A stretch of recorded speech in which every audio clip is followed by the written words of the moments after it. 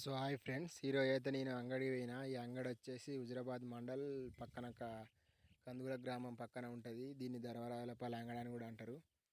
ఇది హుజురాబాద్ టు పరకాల పోయే హైవే మధ్యలో ఉంటుంది, రోడ్డుకే ఉంటుంది. చుట్టూ ఫెన్షన్ వేసి ఇక్కడ గేటు ఇట్లుంటుంది. చూడండి అంగడి ఎట్లా ఉందో. నేనైతే ఒక చిన్న గొర్రె పిల్ల కావాలని చెప్పేసి పోయినా.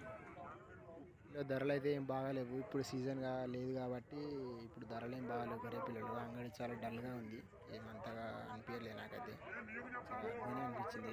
గొర్రెలు కొనేవాళ్ళు ఎవరు లేరు, అందరూ అమ్మేవాళ్ళే ఉన్నారు అందులో.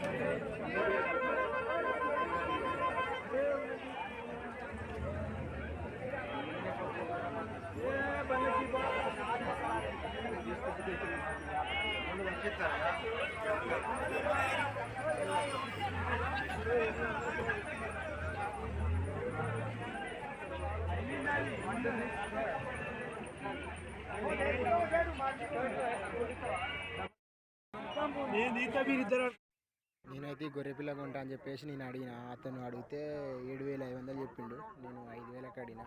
లాస్ట్కి 6,000కి ఇస్తామని అంటే ఆయన 7,000 తక్కువలే అన్నాడు.